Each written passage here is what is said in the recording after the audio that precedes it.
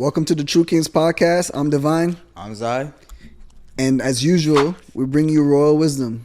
Facts. So this week I wanted to talk about Marcus Aurelius and like his take on mindfulness and how our minds essentially becomes how our mind is programmed essentially becomes how our life, turns out to be. You get what I'm saying? Mm-hmm. So, he has a quote saying the happiness of your life depends upon the quality of your thoughts. Right? Mm-hmm. So I thought to myself, definitely something to talk about with like and share with the guys, because a lot of guys don't really think about the quality of their thoughts, especially in this day and age where so many of us are listening to certain type of music, taking in certain type of information, taking in certain type of things on social media, right? Mm-hmm. So I wanted to kind of talk about and touch on that. What do you what is your take on mindfulness? And mindfulness is very important. Yeah. Obviously to control your thoughts, you're going to control your outcome. Yeah. Right? If you don't know what you want, and you don't believe you can achieve it, then you're not going to get it. Yeah. And I think for me, the number one thing that changed my life completely was realizing that I was creating my reality based on my thoughts. And I can see it, like everything that I was thinking and believing and acting upon was manifesting. So, it's very imperative to be able to control your thoughts and control what you allow to come into your mind, what you listen to, like you said, and what you read. All these things are very important. As you thinketh, so as so a you man become, thinketh, so he is. becomes. Yeah.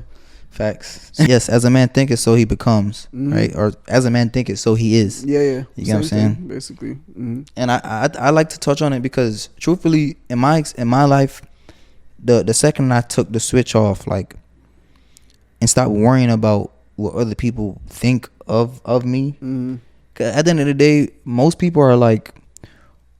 So the two reasons I truly believe that like you shouldn't even worry about what people think about you is, one, most people are just concerned about themselves anyway. Yeah. Like you get what I'm saying? Like you're in public, you think, people tend to think, I wonder if that person's looking at me. You get what I'm saying? Yeah. Chances are that person is thinking, I wonder if that person's looking at me. Yeah. You get what I'm saying? So everybody's kind of just worried about their own self, right? Yeah. And even if they do judge you, they're not gonna judge you for long anyway. Yeah. They're gonna move on to the next person to judge. You get what I'm saying? So essentially, you kind of just can't really like be bothered about being judged by anybody. You get what I'm saying? And then in addition to that, I feel like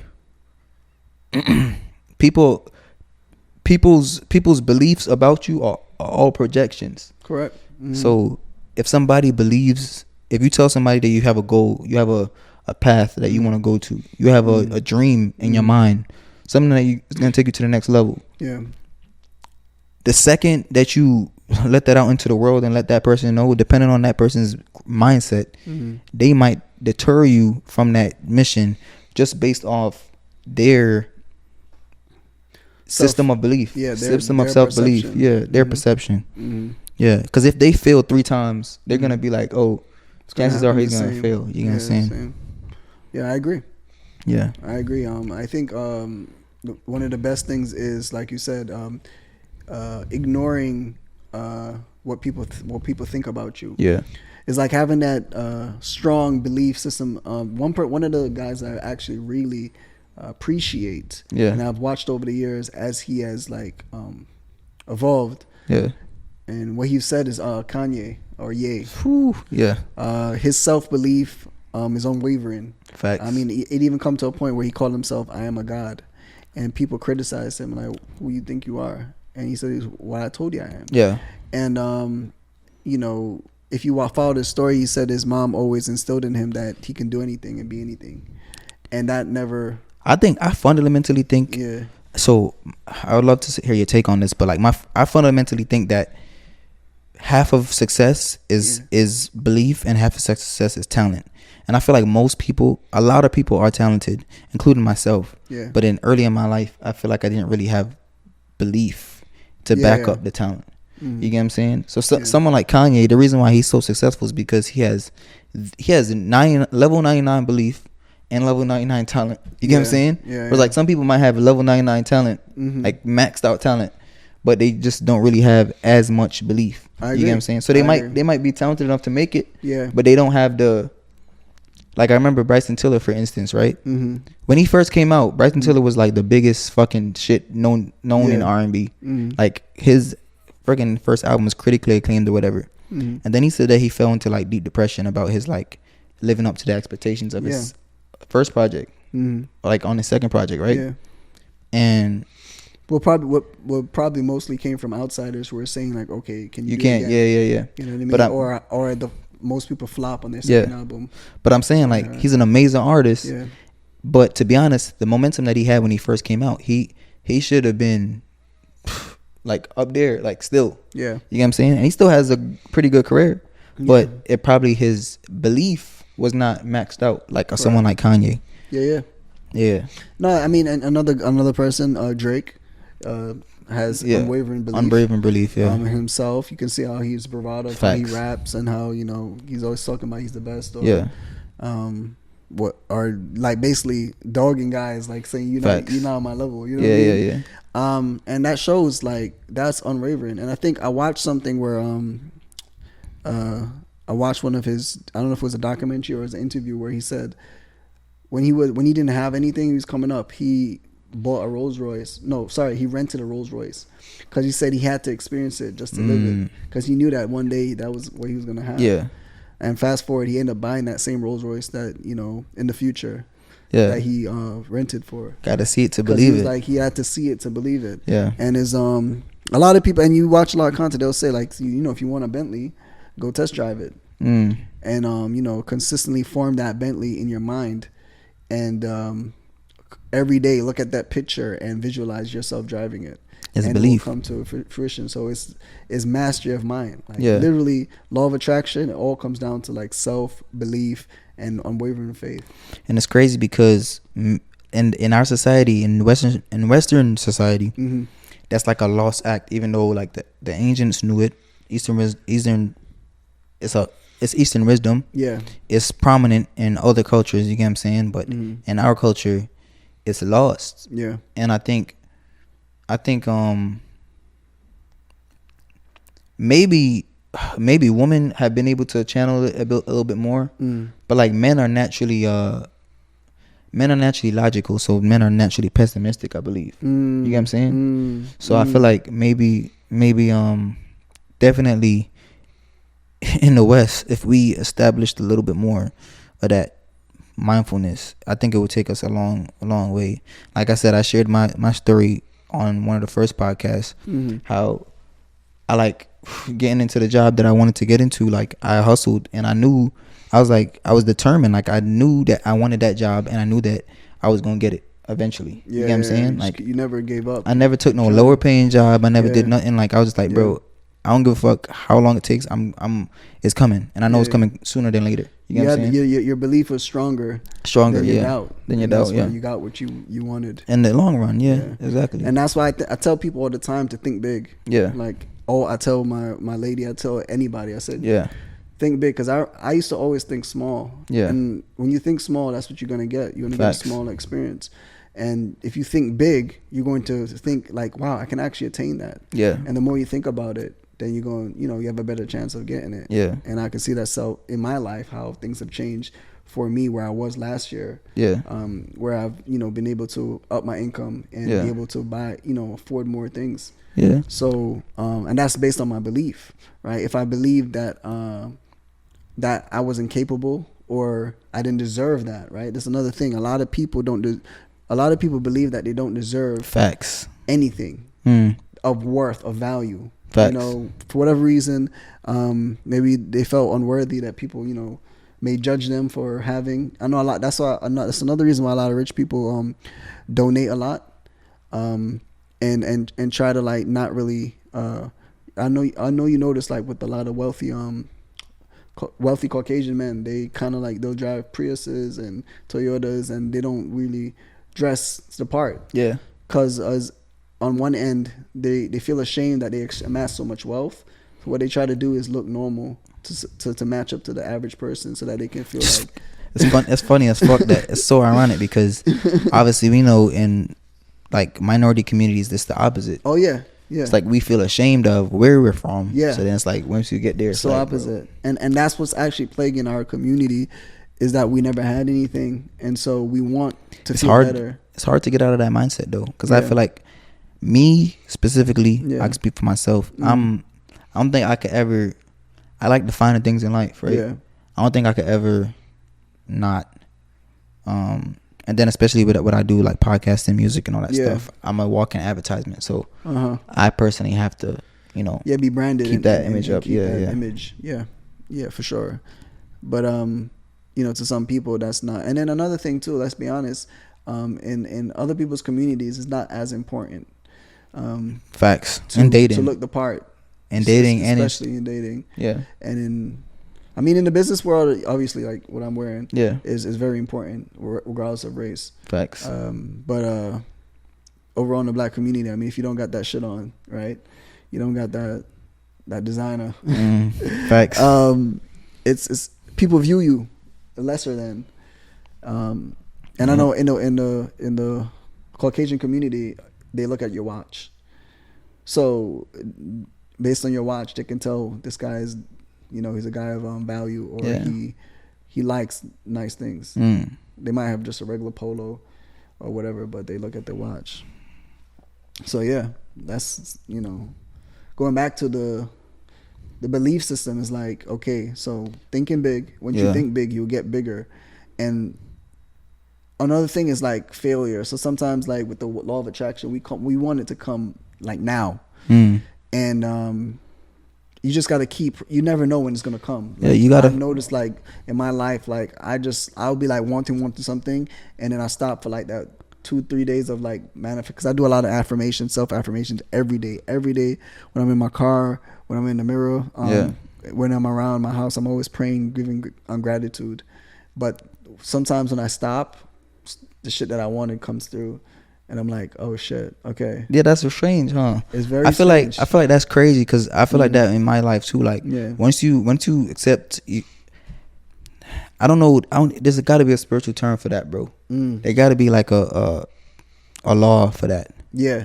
Because every time like you put all your emphasis on something, right? Yeah. And it's like as soon as you let go of that thing, it comes. Yeah. As soon as you let go of that thing. What was it? Law of detachment. Law of detachment. One of the laws. Law of detachment. So you have to desire something and expect it, and then detach from it and allow it to come. Facts. So you're not. The thing is, you're not worrying that it's not going to come. You know it's coming, but you detach from it, and just relax and move on to something else. And it's going to come in time. And then it literally just comes because it's just you've been talking about it for so long. Facts. That's bro. Strange, because I feel like that happened to me so much times, bro. As soon as I stop thinking about something, it comes. Yeah. I feel like most things in my life I've kind of manifested, and it actually came. Like I can't think of too many things in my life that I actually asked for. Yeah. Like over and over that didn't really come. Yeah. You get what I'm saying? Exactly. Everything. I can account for the same. Like every experience that I've ever wanted to experience, I've said this many times too, with other people. Everything I've ever experienced has come through. Everything I actually deeply desired. Yeah. And anything that I didn't deeply desire never came. And the reason why it didn't come, because I didn't really care for it.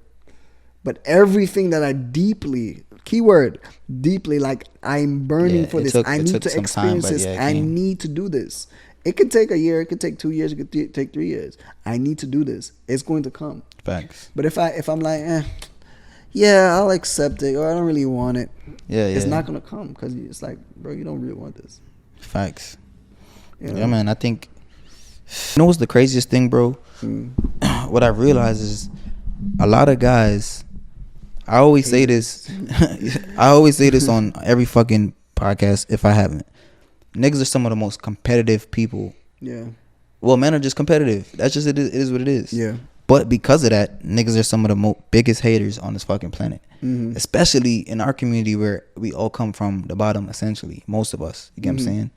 And it's crazy because you'll have an idea, and fundamentally, what I had to learn, because I was so naive to it when I was younger, but fundamentally, the person who is not in your circle is going to support you more than somebody that's in your actual circle, which is actually fucking crazy. Like, strangers are more supportive of you than people who you know. And it might be because they either hating, it might be because they just don't believe in you because they don't believe in themselves. Might be, I think it's also because a lot of people have an image of you, and they either are afraid to see you go that way, or they're afraid to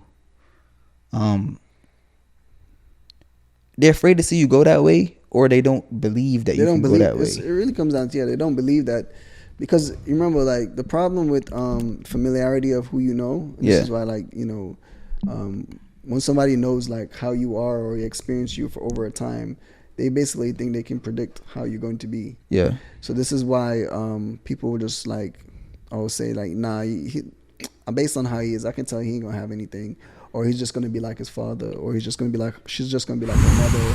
That shit runs deep. You know, I've heard that growing up many times, like, and it's just like in my mind, I always knew like I'm gonna be more. You know what I mean? Yeah. So like I would never, like, obviously when I was younger, I would take it like, damn, like, yeah, okay, it hurts. But as I got older and wiser, I was always been into like knowledge and wanting to better myself. So I always knew that I was always gonna ascend and evolve, and I was never gonna be, bro.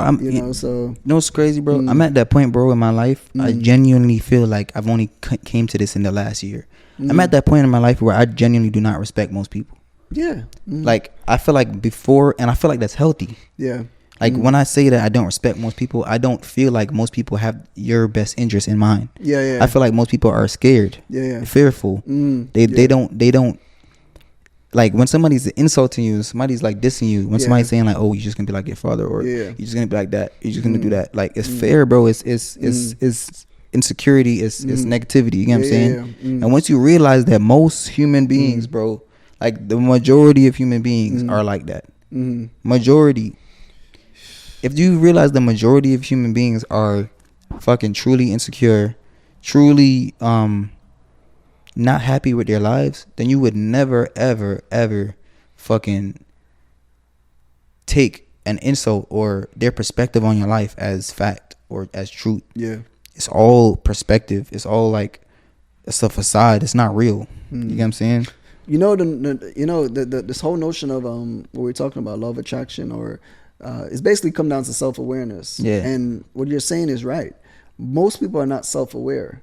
So we live in a hive culture. Facts. So most people have, from the beginning of time, I mean, naturally, because we had to follow our parents, then we followed our teachers, and then we like look to the president or, somebody who's at work. So our trajectory of our life from inception has always been following people.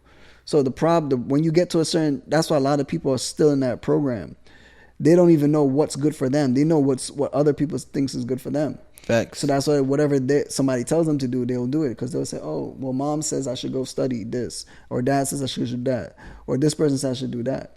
Now, and in that same regard, that person, if mom said that guy ain't shit, and that person who respects mom says that guy ain't shit. So it's a hive mind. How you break out of it and you actually become self-aware, you be like, yo, shit, like, hold up.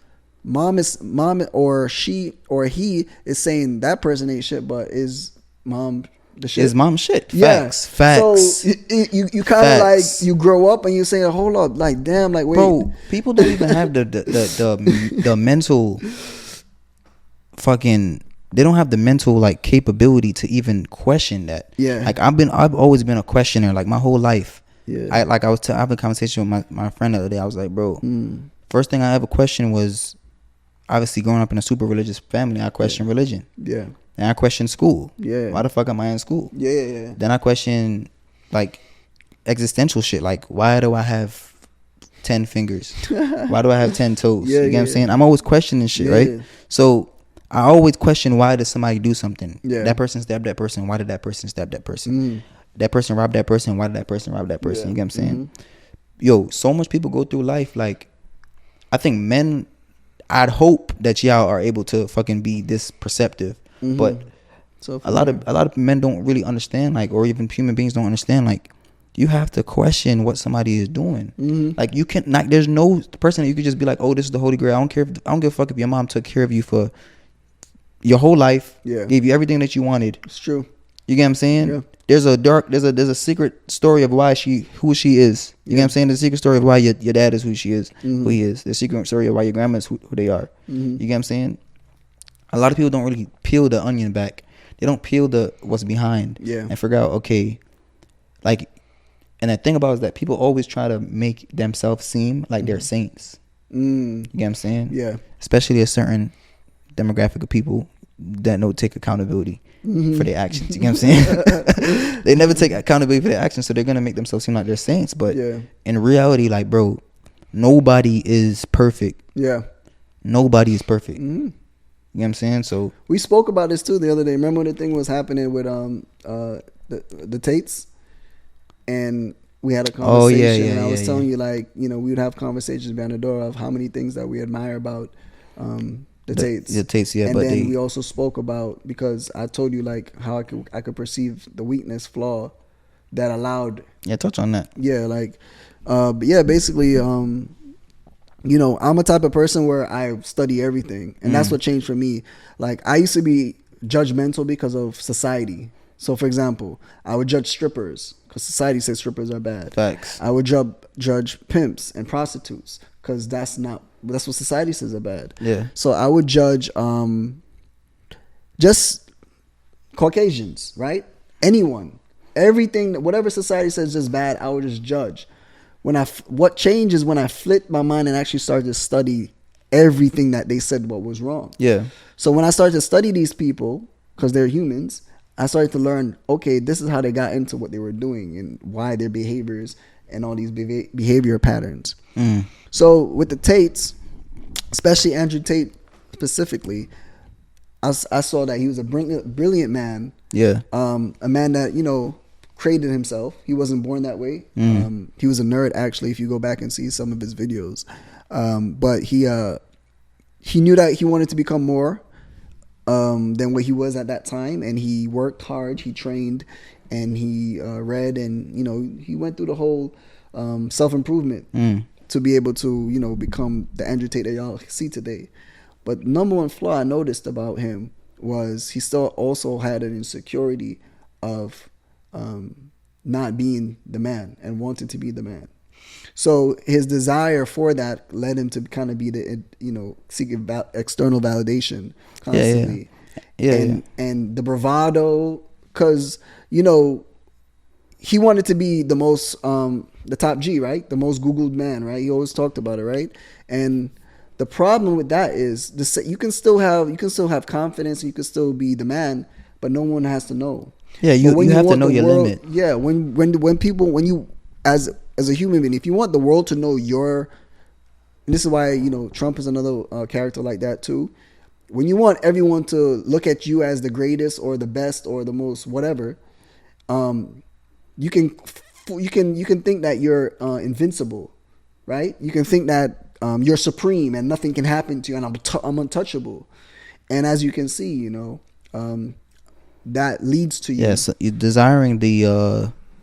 It's like weird because somehow it's like these type of guys don't really desire the approval of men or of anyone, but at the same time it's like they do. They do. Yeah. It's like they don't, like, they're comfortable living under the fire. Like Trump is comfortable. Trump is genuinely comfortable with 80% of human beings fucking hating him. Yeah. But 20% of them loving him. Yeah. Like loving him. Yeah. You get what I'm saying? Which is an interesting dynamic. But yeah, everybody has an Achilles heel, and definitely you can never be too wrapped up in the perceptions of what other people thinks about you. You can never be too wrapped up in the ego. You get what I'm saying? That's the ego. Yeah. You can never be too wrapped up in the ego, because at the end of the day, everything that came can be taken away from you. Exactly. Everything that's gained in life can be taken away. Facts. You get what I'm saying? Facts. So, and all this shit is just an experience. Like, this is just a shell, you know. When you get 70 years of this shit, It's just an experience. Like, live it to the best of your abilities, but know that like these things is like, it's meaningless, bro. Yeah. Fucking 100,000 girls, meaningless. Mm-hmm. Driving all these cars, meaningless. Yeah. Like, you know what I'm saying? Shitting on other people. Shitting on other people, meaningless. Doing, you know, illegal activities. Yeah. On a high level, you know. I do believe in the drunken guru theory. I believe that you should attain all of your desires, and then you burn your desires and then go monk mode. Go fucking be a monk and but the thing is, that's if you get the chance to. Like, for example, can Andrew Tate get the chance to? Yeah, because he was probably. I feel like he might have. I'll be honest with you, I don't know the guy, but I feel like he might have had it in his mind eventually that he was gonna do it. But you get too out of control in that life. That's what I'm trying to say. So is the control. That life is hard to, bro. When your world's your oyster, bro, it's hard to, as a man, or as a, think about it. You know what's crazy, bro? Yeah, I just thought of some crazy shit. Yeah, bro. As a man, bro, think about it. How many artists we've seen, like mega artists, gain power and not being able to control it. Yeah. Michael Jackson, Marvin Gaye, Luther Vandross, name any fucking artist from the 70s. Yeah. Again, all of them was addicted to drugs. You get what I'm saying? Mm-hmm. Think about it, like every artist we see, Chris Brown, Justin Bieber, all these artists going through like episodes of like unstableness because like power corrupts, right? Power drives you crazy. But guess who has power without even doing anything? Ooh, the monk? Women. Oh, women. Bad girls. Isn't that crazy to you? Yeah, but bad girls still get messed up in their head, bro. That's what I'm saying, because of the power. Yeah, because of the power. I'm saying like the Andrew Tate's equivalency of power, like his equivalency of power is the equivalent of a badass chick. Like a 9 in Miami, or 9.5. Yeah. Think about it. That's not crazy to you? Because remember, the world's at his oyster, right? But the world's also at her oyster. Her oyster, yeah. That's crazy. And that's why she, in the modern day society, can't be controlled or get what she wants, because things have changed. You know what I mean? And again, like, I'm glad you brought it up, because look at the Andrew Tate situation. He thought he was invincible. Obviously he's not. Yeah. Beautiful. A bad chick thinks she's invincible, and then she can pull dudes, but she can't keep them. Yeah. So and then obviously age. You know, and obviously age is against you and all that stuff. So that goes to say, man, and it goes back to mindless. The law of detachment, and the Buddhists have mastered this. The monks have mastered this. You have to live life and experience life in a detached, full way. Facts. So when you know, the thing what changed my life too was Eastern wisdom. When I started to study Hinduism, Advaita, non-dualism, Buddhism, I studied all these things. It changed something in me, because I was the type of person, and you know this well, obviously, because we lived together, and you know, we grew up a long time throughout our life. The number one thing that was my Achilles heel in life was attachment. Attachment is very dangerous, very dangerous. When you attach something, and you attach an identity to someone, and a belief for someone, and a feeling is the feeling for someone. It's the same reason why when men fall in love with women, they go crazy, because they wanna control that person. But they also attach the belief, and the belief in them that woman would never do them wrong. But listen, that's what I'm trying to say. So they believe, they don't understand human nature. Once you learn Buddhism, Hinduism, all of the Eastern philosophy will tell you that nothing lasts forever. Everything is temporary. Seasons change. So if you know that, this is why the West doesn't know this. In the West's mind, everything can live forever. Facts. Civilization can live forever. Abundance of women can live forever. Abundance of money, drugs, anything in their mind is just, wow, nothing's gonna run out. Facts. The Buddhists know that there's gonna be a dry season. There's gonna come a time where shit's gonna slow up. Yeah. So and you have to train your mind. You train yourself to detach. Yeah. So now when I'm dealing with any human being, I don't care who it is. My girl, don't matter who it is. I love you, but I'm detached. So if you leave me or if you separate from me, I'm fine with myself because I'm content with myself and I understand life. Facts. Prior to this understanding, which Eastern philosophy taught me, I was fucking so attached to the world, and anything that I would attach myself to, and we had an issue, I would try to hold on it and try to control it because I was attached to it. Yeah, and I think I love that you said that because a lot of guys, I feel like you see it on social media all the time, like TikTok, like you see these guys going crazy after they girl done cheat on them and stuff like that. It's like I done tried to explain it to girls, or obviously I tried to explain the fact that it's not that I don't love you. Yeah.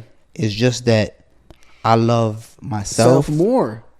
I love myself more, same way you should love yourself more. Correct. And I have to be comfortable with my life without you. Yeah. In the event that you turn out to not be the person that I thought you was. Correct. Like there's a scene in Heat, bro. It's my fucking favorite scene of all time, bro. Okay. I don't know if you ever seen the movie Heat with Robert De Niro. No. Possibly, maybe, but I don't remember it. Anyway, he said his famous line is basically, he said early in the movie he was talking to one of the guys in his like little gang or whatever, because he was a bank robber. He said, don't ever get attached to anything that you cannot walk out on in 60 seconds or less. Yeah. And bro, at the end of the movie, bro, he fell in love with a girl. Yeah. He fell in love with a girl. But he walked away. And he was like, the cops was chasing him. The Al Pacino was chasing him. Yeah. And he ran outside and his girl was in the car. Uh-huh. And he knew that if he went to the car, he was gonna get caught. Yeah. And he loved the girl, bro. But he ran. Yeah. He ended up getting caught anyway, but his mentality was like, don't ever get attached to anything that you can't now run out. Now that is scary to Western people. Like Facts. What we're talking about, bro, is scary. Yeah. What'd you hear every time you talk to a girl, what she would say? I've literally, the other day I had this conversation with a girl. I need a man's full attention. I need him to love me more than I love him. I need him to, it's just all this attachment. Like it's me. Because it's fair. It's fair. It's fair that you lose that person. Or when it comes to, I'll be honest though. Go ahead. Play devil's advocate. I don't find that attractive in girls. Like if a girl was to tell me like, I'm like, you know what I'm saying? Like the same shit flipped for girls, bro. I can't fuck with that. Oh no, as a man, you want your woman to be attached with you and attached to you, because women are emotional, and obviously if a woman's attached to you, she's gonna do right by you. She's gonna do right by you, yeah. That is necessary. But what I'm trying to say is, a man could do right by a woman, but also for women, and they need to have a healthy detachment. Meaning that in the event that a man, because what happens a lot of times when a man leaves her or cheats on her, she's distraught. She starts eating more. She starts going a wild fucking screwing men. Yeah. Just going around because she's hurt. So the backlash of women's attachment is outlandish behavior. The backlash of women's attachment is outlandish behavior. When their heart is broken, right? She broke my heart, and they can't live any longer, or the extremes of humans go to, where I'm gonna take myself out. I'm gonna go to the opposite sex because men are not good anymore, so I'm just gonna try women. Facts, nah, bro. You have to have a certain level of detachment and understanding that most people are troubled human beings, bro. It's insane how, like, no matter what person you talk to, we've all had a troubled past. Rich, poor, fat, trauma, skinny, ugly, attractive.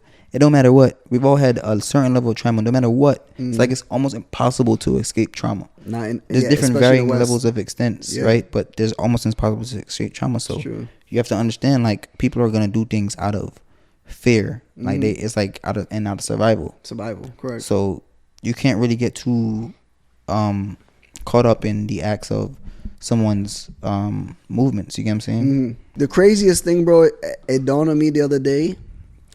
I thought to myself, so number one thing when you're speaking to women, right, and I'm just using them in this context because this is what they all say.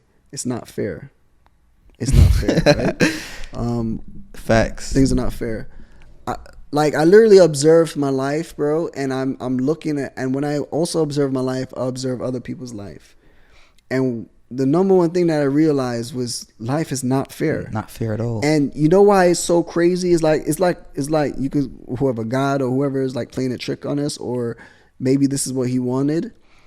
But the human experience is actually learning as you go. That's why it's unfair.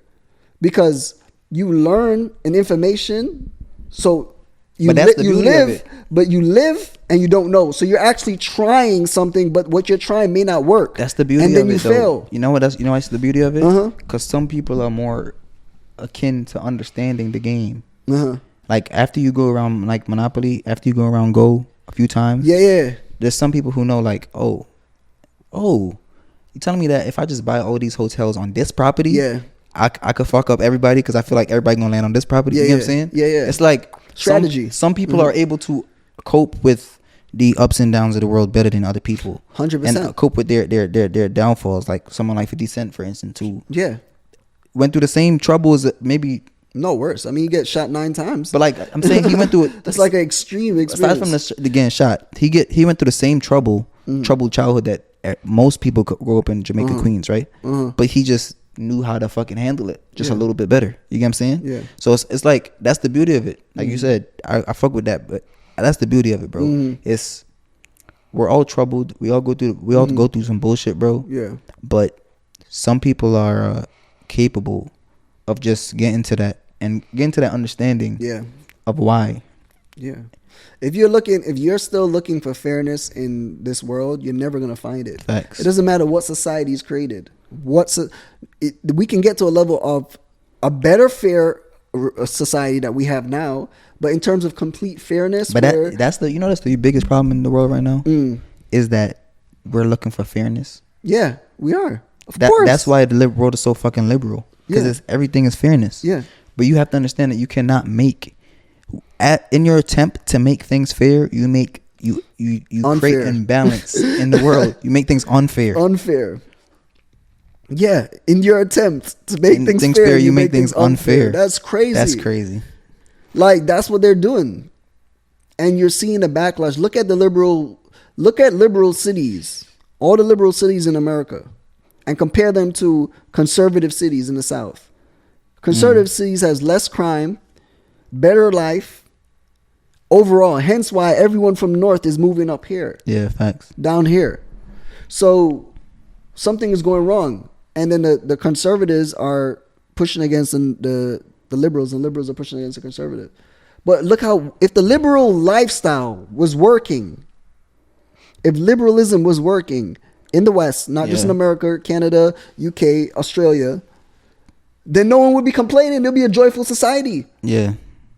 But it's not. It's like I said, in your attempt, when you ever trying to squeeze something to get it to be fair, you actually move it more to be unfair. You know what I'm saying? And that's what we have. Yeah. Oh, you have unlimited dating apps. Okay, we just wanted it to be fair so that everyone can. It created social media. We wanted to connect everyone in the world. We wanted everyone to have more friends. People have less friends now. And not only that, someone who's more outgoing or someone that's more willing to take a risk is gonna climb up the ladder on LinkedIn or some shit like that, because they're just gonna post every single day. Yeah, you know what I'm saying? Yeah, exactly. Or someone's gonna make a YouTube video and be a snake salesman. You can't regulate. The reason why you can't regulate fairness is because there's always gonna be people. It's because wisdom. It's gonna be more people. Who's always gonna be more smarter, and there's gonna be more talented. Facts. So. And have more access to resources and time. It's so much variables. So much variables. Like, you used to talk about it all the time. You said, bro, if you had a situation where you could just stay home and you didn't have to worry about renting, you'd have bought a house already. Facts. You know what I'm saying? I'd have had 2 fucking properties. How many people who are living home right now have like a house already? Facts. Because they were able to do that. They were able to just save up. Didn't have to pay rent. Or if they did pay rent, it was like $400 a month. Yeah. And they could save the rest and put it towards thing. Yeah. So then how do you beat that person? in the game of like, if you want to talk Fairness. about like, you can't fairness. It's not. It's You gotta out unfair. hustle them. You just gotta out hustle, and that's the thing about like, that's the harsh reality that men, but especially women, do not want to understand. accept. Facts. And when it comes back again to the whole notion of, oh, why do men want multiple women? And how is that fair? It's not fair that they can have, but we can't. Again, and you gotta understand the dynamics between men and women, man. But with that being said, please like, comment, subscribe. For real. We got more content coming soon. Facts. And, more. Yeah. Yeah. With that being said, peace out. Peace out. Peace.